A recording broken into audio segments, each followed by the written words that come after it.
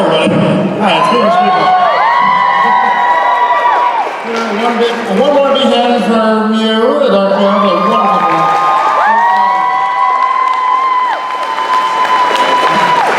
I had to step out there when I saw the horror elements. I wanted to see the craziness you're going to be doing this year. It's just, I love seeing that. Okay, cool. We have Story. We're going to be trying something a little bit different. This is San Japan 13, and I wanted to do something a little bit different. One, because I haven't seen my friend here in like 3 years. So let's do something new there. But also, this is a horror San Japan.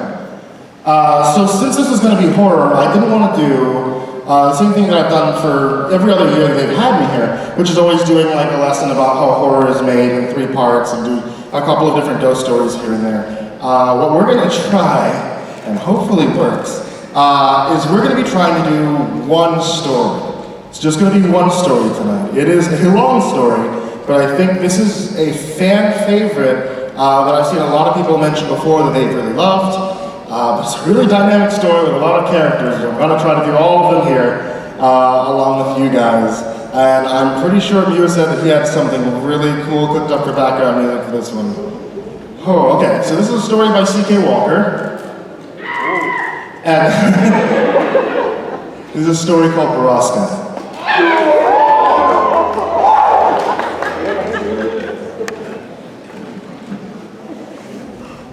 There we go. Wait a second. Okay, no worries. In a second, this is a story called Baraska.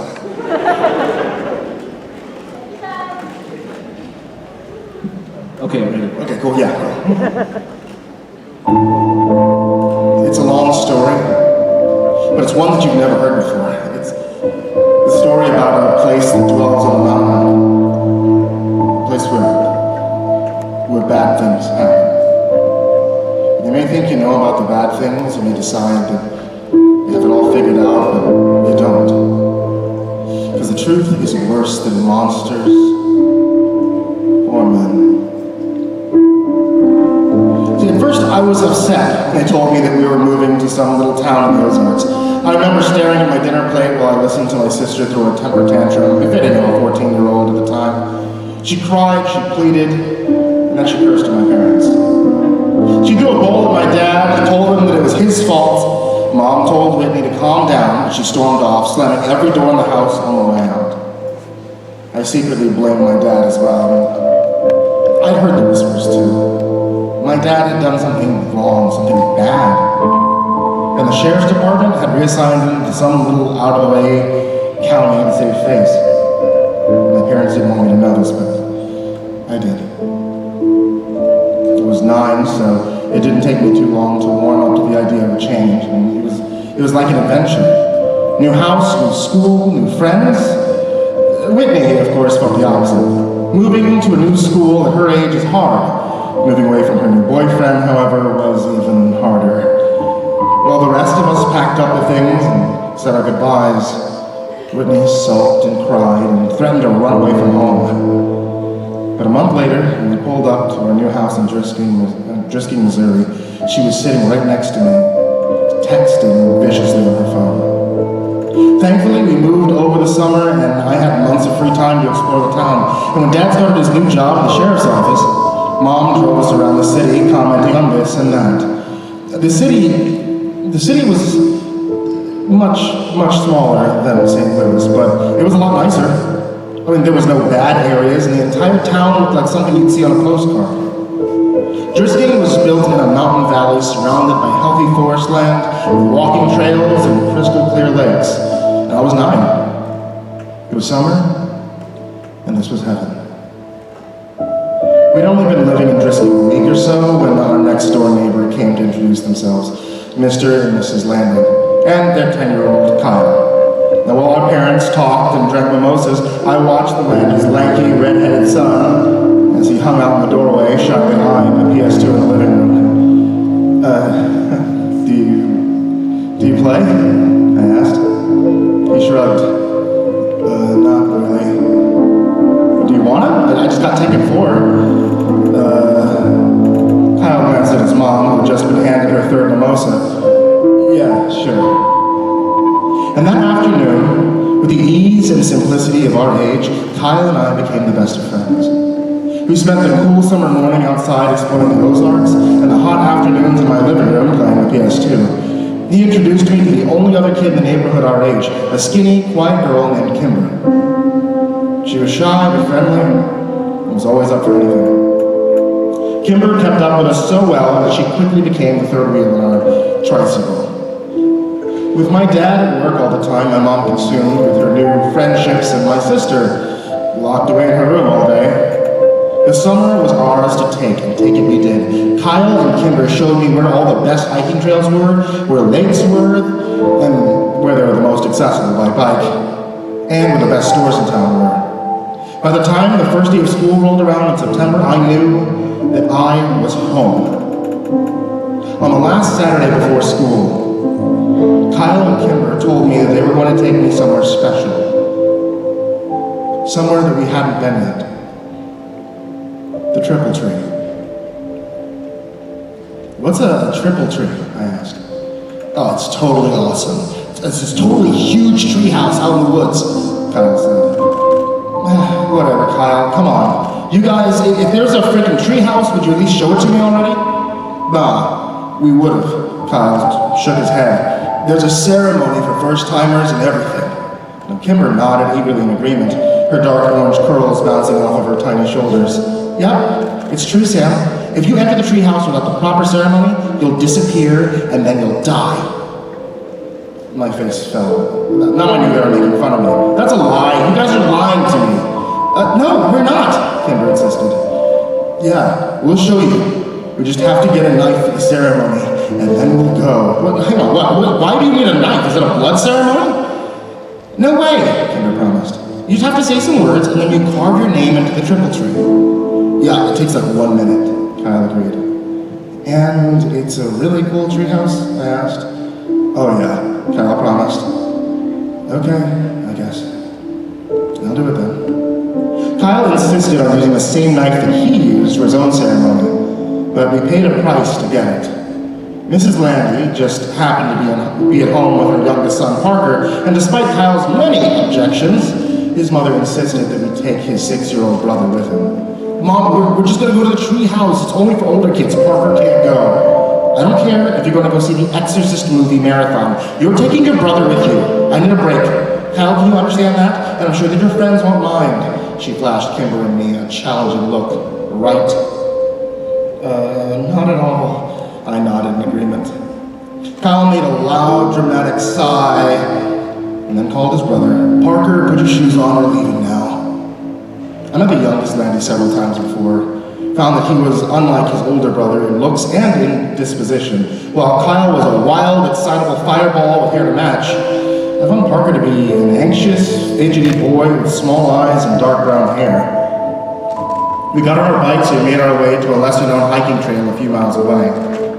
I'd asked before where the trail led, and we had ridden across it several weeks before, and Kyla had given me the underwhelming answer of, nowhere interesting. So we pulled up to the trailhead and leaned our bikes against the wooden sign, one that read, West Rim Prescott Ore Trail. Why are so many trails around here named Prescott, I asked. Is this Prescott Mountain or something? Kimber laughed. No, dummy, it's because of the Prescotts. You know, the family that lives in the mansion up on Fairmount. Mr. Prescott and his son Jimmy own like half the businesses in town. More than half, Kyle added. Like, which ones? Does he own the GameStop? The only store in Brisbane that I really cared about? I don't know about that one. Kyle would look around, and the 4 bikes clicked when the bar was put into place. Then he spun the numbers on the dial. But like the hardware store, the pharmacy, Gilton's on 2nd, and the newspaper. Did they start this town? I asked. Mine didn't start the town. I think I want to go home. Parker had been so quiet, I completely forgot he was there. We can't go home, Kyle rolled his eyes. Mom said I have to bring you. Come on, it's like a 2-mile walk. No, I want to take my bike, Parker answered. Too bad, we're getting off the trail. I don't want to go, I want to stay with the bikes. Don't be a wussy. I'm not, Kyle. Be nice, Kimber hissed. He's only 5. I'm 6. Sorry, 6, you're 6. Kimber smiled at him. Right, fine. You can hold your hand if he wants, but he's gotta come, he's coming. Kyle turned and started up the trail. Parker's face fell into an undignified frown, but when the charmer Kimber stuck her hand out and wiggled her fingers at him, he took it. Kyle was right. It wasn't a long walk, only a half a mile down the trail, and then another half mile hike on the well-treaded path up the mountain. It was a steep climb, though. And by the time we got to the treehouse, I was winded. So, what do you think? Kyle asked excitedly. I studied the trees and caught my breath. It's pretty awesome, I smiled. And it was. I mean, I hadn't lied. The treehouse was the biggest that I'd ever seen. It had multiple rooms, and there were actual curtains on the windows. A sign above the door said Apricot Fort, and a rope ladder hung below the threshold that was missing several planks. I'm going up first, yelled Parker, but Kimber caught his arm. You have to do the ceremony first, or else you'll disappear, she reminded him. That'd be fine with me, Kyle grumbled. I was eager to get to the fort myself. Here, give me the knife. I held out my hand. Kyle smiled and dug the switchblade out of his pocket. There's some space on the back to carve your name. I opened up the knife, walked around the tree looking for an empty spot. There were so many names on the tree that I had to crunch down and look near the bottom since I couldn't reach any higher. I spotted both Kyle and Kimber's carvings on the tree, and I finally found a spot that I liked near the ladder. I bit my tongue, and I carved Sam W. into a blank spot on the bark underneath someone else's name. Paul S. Parker went next, but had so much trouble with the knife that Kyle had to do it for him. All right, let's go. I ran over to the rope ladder. Wait, Kyle yelled. You have to say the words first. Oh yeah, okay. What are they? Kimber sang them out. Underneath the triple tree, there is a man who waits for me. And should I go, or should I stay, my fate's the same. Either way. That's creepy, I said. What does it mean? Kimber shrugged. Nobody knows anymore. It's just tradition. Okay, can you say it one more time, but slower? Once Parker and I had recited the poem, we were ready to go. I climbed the rope ladder first and took a stock of my new surroundings. The treehouse was more or less empty, just a dirty rug here and there, and some trash, old soda cans, beer cans, fast food wrappers. I went room to room, 4 in total, and found nothing of real interest until the last one. An old mattress lay in the corner, and piles of musty, ripped clothing scattered the floor. Did like a hobo live here or something? I asked. Nah, this room has been like this for as long as I can remember, Kyle said. It smells gross, I said. Kimber walked up to the threshold but refused to go any further. It's not the smell that freaks me out, it's that. She pointed up to the ceiling, and I raised my eyes to read what was written. Road to the gates of hell. Mile marker 1. What does it mean? I asked. It's just older kids being dicks, Kyle said. Come on, I'll show you the best part of the treehouse. We walked back into the first room, and Parker looked up at us and smiled, pointing down to what he had clumsily carved into the wooden floor. Fart, Kyle read. It's hilarious, Parker. He rolled his eyes, but his little brother didn't pick up on the sarcasm and smiled proudly.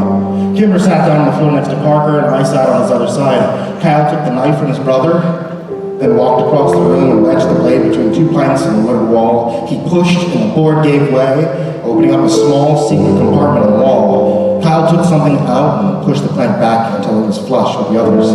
Okay, check it out. He turned around and proudly held up 2 cans of Miller Lite beer. Whoa, I said. Ew, warm beer? That's gross. How did you even know it was there? Kimber asked. Phil Saunders told me. Are we gonna drink it? I asked. Hell yeah, we're gonna drink it. Kyle came and sat down in our circle, popped open the first beer and offered it to Kimber. She eyed it like he was trying to hand her a dirty diaper. Come on, Kimmy, don't call me that. Then she reluctantly took the open beer. She smelled it and made a face, then pinched her nose and took a small swig. Kimber shuddered. That was even grosser than I imagined. I don't want any. I'll tell Mom, Parker said quickly as the beer passed in front of him to me. Good, because you ain't getting any, Kyle promised. And you won't tell Mom. I put on my best poker face and took a long, deep swallow of the warm beer before I had the chance to smell it. It was a poor decision, and when I retched, the foul yellow liquid got all over my shirt. Oh man, now I'm gonna smell like beer. We spent the next hour and a half drinking the 2 cans of Miller Lite, and after a while, the taste grew more tolerable. Honestly, I couldn't tell if I was becoming a man or actually getting drunk. I really hoped it was the former. When the last drop of the last beer was consumed, we spent 20 minutes trying to determine if we were drunk. Kyle assured us that he was wasted. Well, Kimber wasn't sure. I didn't think that I was, but I failed all of our drunk tests. Kimber was in the middle of reciting the alphabet backwards when a loud, metallic grinding suddenly pierced the calm mountain air. Like a gunshot. Kimber stopped talking. We spent a few minutes staring at each other, waiting for the noise to end. Parker curled into Kimber and put his hands over his ears, and after what seemed like 10 whole minutes, the sound ended as suddenly as it had begun. "Oh, what's that?" I asked Parker multiple times into Kimber's sweatshirt. "Do you guys know?" I tried again. Kimber stared at her feet as she crossed and uncrossed them.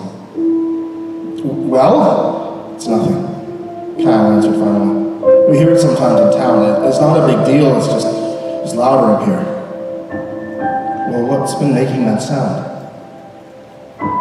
"Baraska," Kimber whispered without taking her eyes off her feet. "Who's that?" I asked. "Not a who, it's where," Kyle answered. "It's a place." "Another town?" "No, it's a place in the woods." "Oh. Bad things happen there," Kimber said more to herself than to me. Like what?" "Bad things." "Yeah, don't ever try to find it, dude," Kyle said behind me, "or bad things will happen to you too." "But what bad things?" I turned around and Kyle shrugged. Kimber stood up and walked over the rope ladder. "You better go. I have to go home to my mom." We climbed down the ladder one by one and then started to walk back to the trailhead in an unfamiliar silence. I was dying of curiosity about Baraska, but I couldn't decide if it was appropriate to be asked about. So, who lives there? Where? Baraska. The skin men? Kyle laughed. "Look, only babies like Parker believe in the skin men." "Like men who are skin? Like their skin is gone?" I asked excitedly. "Yeah, that's what some kids say. But most of us stop believing in that when we turn to double digits," Kyle said. I looked back at Kimber, who was still 9 like me, but she was staring down the trail, ignoring us. It seemed to be the end of the conversation. By the time we reached our bikes, the awkwardness was gone, and we were giggling, trying to decide if we were too drunk to bike home. School started 2 days later, and I'd completely forgotten about Baraska by that time. When my dad pulled up to the curb to drop me off that morning, he locked the doors before I could get out. "Not so fast," he laughed. "As your father, I get the privilege of giving you a hug and telling you to have a good day of school." "But Dad, I gotta meet Kyle at the flag before first bell." "And you will, but you give me a hug first. In a few years, you'll be driving yourself to school. Let me be your dad while I still can." "Fine," I said, exacerbated. And I leaned over to give my dad a quick hug. "Thank you. You go meet your friend. Your mom will be waiting here to pick you up at 3:40. "I know, Dad. Why can't I take the bus like Whitney?" "When you're 12, you can take the bus." He smiled and he unlocked the doors. "Tell Dad I get to drop you off in the mornings. If you think it'd make you look cooler, you can ride in the back seat behind the cage." "Dad, just don't." I threw open the door of the cruiser before he could say anything more, and I ran as he laughed behind me. Kyle was already waiting for me at the flagpole. He found Kimber too. "Dude, you almost missed first bell," he said to me. "I know, I'm sorry. Whose class are you in?" Kimber was wearing a red sweatshirt and leggings with frogs on them. Her curly orange hair was brushed into ringlets and her lips were pink and shiny. She never looked prettier, and I was surprised to realize that I'd never really seen Kimber as a girl. "Mr. Diamonds." "Me too," she said cheerfully. "Lucky," Kyle scoffed. "I'm in Mrs. Svetti's. Only 2 fourth-grade teachers, and I get the crappy one." Kimber grimaced. "Yeah, my mom had her when she was a kid." "What's wrong? What'd she say?" Just that she's strict and she gives out homework on the weekends. Oh, the weekends? Fuck! Excuse me, Mr. Landy? I immediately recognized the tall man that had suddenly appeared behind us and behind the white-faced Kyle. Sorry, I mean, dang. Kimber giggled. I'm sure you did. He nodded. Oh, Sheriff Cleary. Even though I'd only met him a few times, I liked my dad's boss, and he clearly liked me. Well, hello, Sammy. Are you excited for your first day? Sheriff Cleary crossed his arms in front of him and widened his stance imposingly, but he gave me a wide smile. Yes, sir. And then added lamely, so what are you doing here? I give a presentation to the 5th and 6th grades about safety when I walking to and from the school.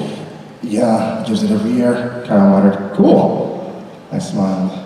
Sheriff clearly nodded at me and then turned and walked away. I looked around confused. Where's Kimber? She took off. She's annoyingly on time to everything. And as if to illustrate his point, the bell rang. We both ran up the stairs and inside. I walked into class and saw that Kimber had saved a spot next to her at the back. Mr. Diamond, a short, round man of 40 or so, nodded at me when I came in. Mr. Walker, I presume. Yeah, that's me. I mumbled as I rushed past him to the desk next to Kimber. Welcome to Driskin Elementary, and for the rest of you, welcome back. Go Grizzlies. The class echoed a reluctant and subdued, Go Grizzlies. Kimber introduced me to the other kids in the class throughout the morning. Most of them are nice, if sort of underwhelmed by me. They said their hellos and asked where I was from and conversed until the end of an unimpressed. Okay. A group of girls who sat near the front snuck looks at us all morning and snickered. I asked Kimber who they were and she just shrugged.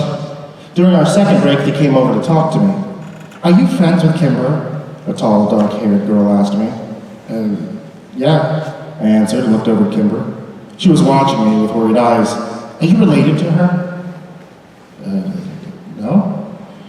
I didn't think so because you don't have orange hair. I didn't know what to say to that. You don't have to be friends with her, you know, said the second girl with the oddly round face. But I want to be friends with her. A third girl behind the other two snorted. She had pretty auburn hair and a rude upturned nose. Well, if you do, you're going to be in the ugly kid group, the first girl warned. And once you're in that group, you can't leave it ever. Okay, well, better than the bitchy group, I said. Rude nose and round face gasped, but dark-haired girl smiled. We'll see, she said. And the three returned to the corner of the room. I sat back down next to Kimber, feeling like a badass. It's the first time that I've ever used a swear word in front of anybody other than Kyle. What do they say to you? Kimber asked nervously. They said that you're too pretty to be near them and that you make them look gross, so we have to stay away from them.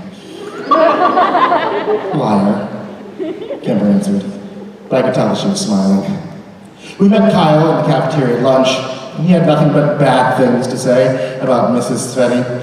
The old and mean woman, and she made everyone come up and say something about themselves, even though the class only had 14 kids and they all knew each other already. When the bell rang for recess, I went to throw my lunch away with Kyle, and I bumped into a kid that I hadn't seen before. Hey, you Sam Walker? The kid asked. Yeah? Your sister's dating my brother. Oh, man, Kyle laughed. Your sister's dating a Whittaker? Shut up, Kyle. Oh, she's gonna be Whitney Whittaker. As funny as it was, I couldn't help but be a little surprised. It's not that I've been paying attention, but I'd only seen Whitney out of her room once over the entire summer. Where does she meet him? I asked the Whittaker kid. I don't know, probably at his job. His job where? He works at Driskin Water. I mean, that didn't make any sense to me, but I shrugged it off. I did remember that my mom was giving Whitney some menial tasks like getting the car washed and setting up some utilities to get her out of the house. And maybe she met him once and they started dating over text. I mean, teenagers are weird. The rest of the school week followed much like the first. We were well into the first month when I heard someone mention the skin men again. And we were out on the playground and Kyle and I were trying to start a fire with 2 large wood chips. I just gave myself a splinter when the distant sound of metal grinding on metal flooded over the playground, silencing every one of us. Roscoe, I said no. Yep, said Phil Saunders. Skin men killed again. Hey, Kyle said only babies believed in the skin men. I threw in an accusatory look at Kyle. They do. Phil's just stupid. I am not. Ask Danielle. She's seen them. Phil scanned the playground and yelled at a blonde girl who was talking to Rude Nose. Hey, Danielle, come here. The blonde girl rolled her eyes but came skipping over anyway. What do you want? I told you Kayla doesn't like you, Philip. No, tell them about the skin men. Phil gestured to the air around us, which was filled with metallic scraping coming down from the mountain. You tell them. No, you saw them, so you gotta tell them. I didn't see them. Paige saw them. Oh. An uncomfortable silence descended. You guys are weird, Danielle said before flipping her hair into our faces and leaving. Who's Paige? I asked. Her sister, Phil said. Yeah, Paige disappeared when we were like 5, Kyle said. After she saw the skin men, Phil added. The sound from the mountain abruptly ended, and the subdued atmosphere of the playground disappeared with it. When the bell rang, Kyle lined up in his class line, and since Phil was in my class, I made sure that I was behind him. The teachers began to count us off. Hey, what else do you know about Baraska? I whispered to him. My brother said, that's where people go when they disappear. To Baraska. What happens to him there? Bad things, he said, and then shushed me when I asked him what that meant. The year dragged on, and it wasn't until Christmas break that I heard the machine at Baraska again. It was December, and there was a thick blanket of snow on the ground, which only served to amplify the noise from the mountain. I sat in my room listening to it for several minutes, trying to decide what was happening in that place, that bad things happen. I saw my dad's cruiser pull up out of the window and I went down the stairs to greet him. As I passed my sister's door, I heard her giggling in that annoying teenage girl kind of way. And I hoped Kimber never got like that. Hey, Dad! I skidded on the landing just as he opened the door. My dad stomped the snow off his boots and threw open his arms. Sammy, how many years has it been? He joked. It was true. I hadn't seen much of my dad lately since he was working so much, doing what I didn't know since it was the quietest, lamest town ever. Mom thought the sheriff was grooming Dad for his job since Cleary was so old, and Dad never really agreed or disagreed with her. He only had been at the department for 7 months after all, and he doubted that people in the county would vote for him. Hey Dad, did you hear that? That machine-sounding noise outside? Yeah, I hear it in town every now and then. Do you know what it is? I asked the sheriff about it. Told me the noise comes from private property up in the Ozarks. Is the property called Baraska? I asked. I have no idea. Baraska? Where did you hear that? I shrugged. Kids in my school? Well, it's nothing to worry about, Sammy. Probably just some logging equipment. But the place isn't called Baraska. Like, have you heard that name before? No, I haven't heard that before. Dad pulled his boots off and shrugged off his coat, looking towards the kitchen. I could tell I was losing him. Okay, have you ever heard of the skin men? Skinned men? Good God, Sam, is your sister telling you these stories? No. But he wasn't listening to me anymore. Whitney! He yelled up the stairs. No, Dad, Whitney doesn't even talk to me. I heard a door creak open upstairs. Whitney peered over the railing, phone in hand, an annoyed look on her face. Are you trying to scare your brother? Dad demanded. Dad, no, I said again. Whitney shot me a betrayed look. Seriously? As if I waste my time. You weren't telling him stories about the skinned men? No, Dad, I told you. I heard it at school, I said. Whitney gestured to me as if to say, see? All right, well, you kids need to start getting along. They're family, for Christ's sake. Whitney rolled her eyes, and when Dad walked into the kitchen, she stuck her tongue out at me. Real mature, Whitney, I yelled up at her, but she was already gone. I'll tell Dad about your boyfriend. Christmas came, and Christmas went, with a surprising smoothness at our house. Whitney and I got everything that we had on our list, which was a first for us. The town may be smaller, but Dad's paychecks were clearly better. I wore my new Rams parka on the first day back to school after Christmas break. Kyle fawned over it, and Kimber showed off the blue pencil necklace that her mom had gotten her for Christmas. Kyle and I feigned interest, but it was done poorly. Kimber knew, but just seemed happy that we cared enough to fake it. As we said goodbye to Kyle for the morning, Kimber was suddenly slammed from the side. Kyle caught her before she fell, and I spun around angrily to see the dark-haired girl whose name I'd learned was Phoebe Dranger, laughing and walking away from us, along with the round-faced girl. Hey, you're bad people who make bad life choices, Kyle yelled at them. And when I'm your boss someday, I'll make you clean bathrooms. Yeah, and if Kyle's your boss, then you know you messed up, I added. Kyle and I high-fived and turned to Kimber, but she wasn't sharing our victory. She was trying to hide the tears on her face. Hey, don't sweat those girls, Kimber. I mean, nobody likes them. People are just nice to them because they're related to the Prescotts. Kyle tried to give her an awkward pat on the back, but Kimber turned away from him and ran in the opposite direction. Man, I hate those girls. Like, I really hate them, I said. I know, they're bitches. Kyle answered, mouthing the last word as he looked over his shoulder for any lurking adults. No. I'd better get to class and make sure that they don't try to talk to her again. There's an assembly this morning, no class until after lunch. What, seriously? That's awesome. Do we have to sit by all of our classmates? Or usually, but we're better get there quick so that we can get a good seat in the back, Kyle said as we started walking. What's the assembly for? It's either DARE or it's a History Society presentation. What's DARE? You don't dare, as in like, don't you dare do drugs or you're grounded till you're dead? Oh, okay. I hoped it was the history thing then. We found Kimber already in the auditorium. She collected herself and saved us both seats at the back of the room. She waved us over, and the puffy, stern Mrs. Sveti walked onto the stage. Hello, 4th grade students. This morning we have a special presentation just for you from the Historic Preservation Society of Drisking. If you have questions during the course of the lecture, please raise your hand. Oh, that'll happen, Kyle laughed.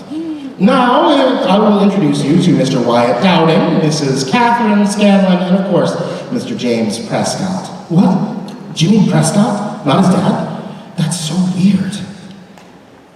Dude, Thomas Prescott has done this presentation every year for like 20 years, Kyle said. It's definitely weird. It's not weird, Mike Stutton from behind us said. He leaned forward. Tom Prescott went crazy like a year ago. Didn't do the presentation last year when my sister was here either. I don't like Jimmy Prescott. Kimber shook her head. It gives me the heebie-jeebies. His dad was so much nicer. He's like a grandpa. The presentation was slow and boring, and Mr. Dowding and Mrs. Scanlon talked about the first settlers here, the Cherokee, the Trail of Tears. They talked about Alexander Drisking discovering a motherlode of ore in the mountain and settling here with his family to mine and refine the iron. And then James Prescott took the stage.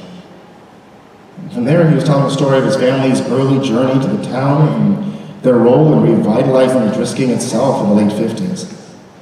The last part was the most interesting of it all, and I found Jimmy Prescott to be infallibly charismatic and entertaining. I was so busy laughing at his jokes and hanging on his every word that by the end of the presentation, I realized I'd actually learned quite a bit. Some of that I was interested enough in to ask a question, which Kyle warned me was committing social suicide. Mr. Prescott scanned the room, answered a few other questions before he finally got back to me. Yeah, you in the back. Mr. Prescott, why did the mines close? What happened? I asked. Very good question, young man. What'd you say your name was? Sam? Sam Walker? I believe I met your father the other day at the sheriff's office. Welcome to Drisking. As for your question, most of the mines were closed in 1951 after a long period of unprofitability. The mountain simply ran out of iron ore. The mills, refineries, all abandoned. The town suffered for years. The miners, their families, they all moved away. Stores went out of business, schools closed. Drisking became a ghost town. Now that would have been the end of it if it weren't for the stubborn families like mine who refused to leave. We refused to get up and leave this town after many years of hard work. Drisking eventually became this picturesque little haven in the Ozarks that it is today. I hope that answered your question. I sat back down and Kyle shook his head at me. Bro.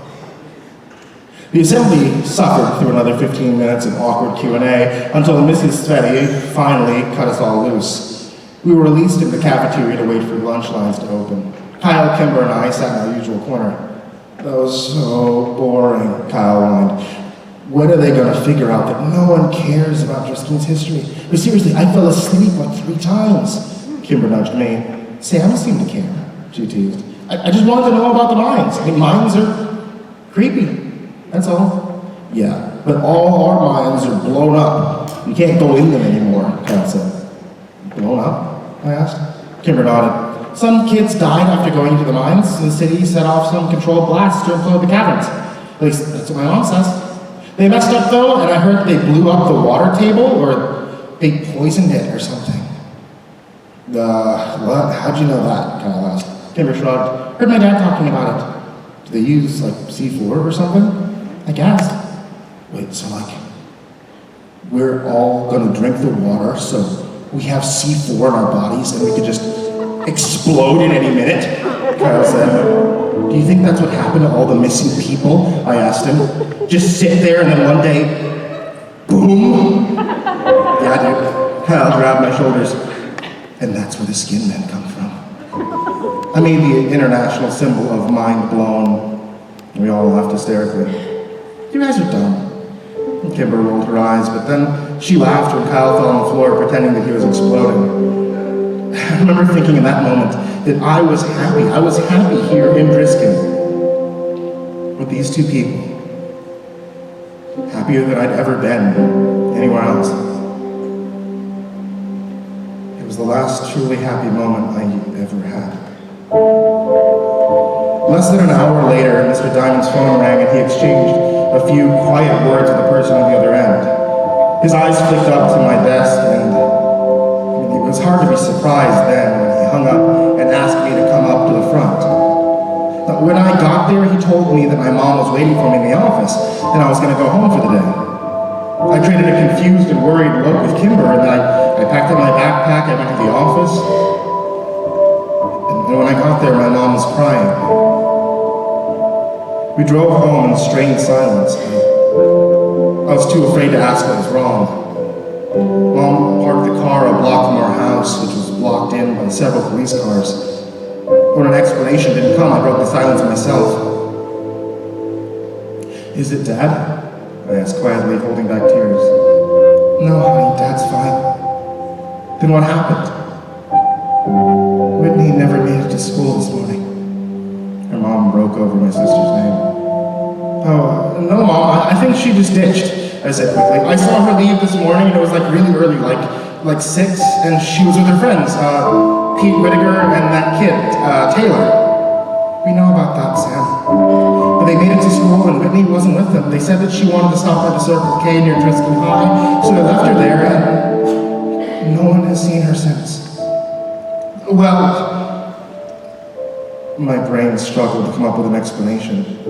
I mean, maybe she's ditching. No, honey. My mom put the car back in drive and drove up to her house, parking behind a police cruiser. The police, as well as your father, think that Whitney is with Jay. But she has a new boyfriend here. We found all her books on the floor in her room this morning. Half of her clothes are gone, along with some cash from your dad's. But right now, I think that she's hitched a ride to St. Louis, and she's with Jay. The sheriff's office is trying to contact the boy's parents now. Whitney? Run away? Anyone who knew my sister knew that she was prone to dramatic and empty threats, and plus she was dating Chris Whittaker's older brother Pete. I was sure of it. We walked up the steps and into a house filled with stale coffee and quiet rumors. I tried to remember if Whitney herself had actually confirmed that she was dating Pete. But I drew a blank. When we walked into the kitchen, I saw my father sitting at the table staring at phone records, head in his hands. He looked up when I came into the room and gave me a weak smile. Hey, buddy. Dad, I have to tell you something. I felt a heavy hand on my shoulder and turned up to look at the solemn Sheriff Cleary. Everything and anything you might know, son, no matter how trivial you think it is. I nodded and sat down at the table with my dad as my mom handed the big man a cup of coffee. Here you go, Sheriff, she said weakly. Please, Mrs. Walker, call me Kelly. My mother nodded and retreated back into the darkened corner to talk quietly with Sheriff Cleary's wife, Grace. What do you know, son? My dad asked as he rested his chin on his hands, a mock symbol of prayer, as though I may deliver him from his suffering. Okay, well, I heard that Whitney has a new boyfriend, and that guy Pete Whitaker that she's been hanging out with. And I saw them, and I saw Taylor Granger leave this morning before me. What time did they leave? Asked the sheriff. I don't know. It was like before 6. He nodded. That matches the statement of Taylor Granger and the Whitaker boy. My father's head sunk low into his hands, and I knew that I'd let him down. But I rushed. I don't think that she went back to St. Louis because she was dating Pete, and I don't think she wanted to be with her boyfriend at home anymore. I understand that, son. But a teenage girl's mind's a complicated thing. Many officers are trying to get a hold of the boyfriend back home in St. Louis. Cleary nodded to my father. Why don't you head up to your room and let us work, Sammy? I looked at him in surprise. What? No, I want to stay down here. I can help. No, son. There's nothing more you can do here. You've been a good brother now. Let us handle this. But I can help! You already have. Dad! I looked over my dad with begging eyes. Go to your room, son. Dad. No. I'm so angry. I did the only thing that I could think of to make my rage known. I stomped upstairs and slammed the door. And then I sat on my bed in disbelief. The tears came then, and I laid there feeling helpless, worthless, and scared for my sister. I thought about all the places Whitney could be. Was she scared? Was she alone? Was she dead? When the sun began to set, I finally got out of bed and I went to check my email. I was expecting lots of messages from Kimber and Kyle, but there was only this one. Did she go to the treehouse? I sat staring at the computer screen for almost a minute. Kimber's words from last echoed into my brain. If you enter the treehouse without the proper ceremony, you'll disappear, and then you'll die. I didn't buy that Whitney had gone to the Circle K that morning, and I especially didn't believe that she'd hitched out of town. Nothing they were saying downstairs made any sense if you knew my sister. But maybe this did. Maybe she and her boyfriend went to the treehouse to make out or something, and maybe he'd left her there. Maybe she got lost. Maybe the skin man found her. That was the worst thought of all. I didn't need to sneak out because the police were too busy with my parents to care about me anyway. I started my bike out of the garage and I rode the 3 miles to the West Rim Prescott Ore Trail. When I got there, I saw 2 bikes already locked to the signpost, and my 2 best friends sitting in the snow next to them. Knew you'd come, Kyle said, and I pulled my bike up, and Kimber ran in to hug me. I'm so sorry, Sam. There was really nothing for me to say. They didn't push. Kimber took my arm and we started up the trail. The silence between us was stretched, it was uncomfortable. We trudged through the snow, and all the while I searched for the telltale footprints of others, but the snow was coming too fast. For hike up the mountain was harder and wetter than when we had come in the fall, and when Apricot Fort finally came into view over the ridge, it was a welcome sight. The sun was getting low, and we hadn't brought flashlights. I fell as I ran up to the tree, calling my sister's name to the quiet wild. Kyle was right behind me and leapt impressively into the rope ladder, climbing quickly up the planks. I kept calling Whitney's name, waiting for Kyle to yell that he'd found her or that there was at least some sign of her. Then I heard Kimber quietly say my name from where she stood in the triple tree. I ran over and I tried to follow her eyes to confirm what I already knew was there. And there I found it. Freshly carved near the top. Whitney W. My breath froze in my chest, my vision blurred with unwelcome tears. And as the sun took its last desperate breath before plunging into the deep of the horizon, a deafening, metallic whir sang out from the wilderness and spilled down the mountainside.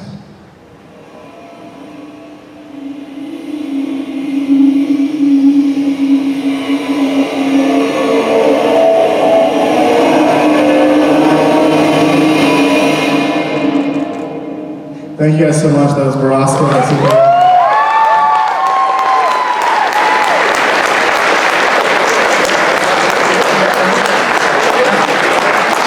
Everybody, thank you so much for coming over to hear Myuu play, to hear me read. I cannot thank you for always having us back for San Japan. You all are wonderful. If you guys give us a few minutes, we're going to go to the table back over there too, so we can actually be able to see you guys and say hello and everything. Thank you guys so much. Thank you.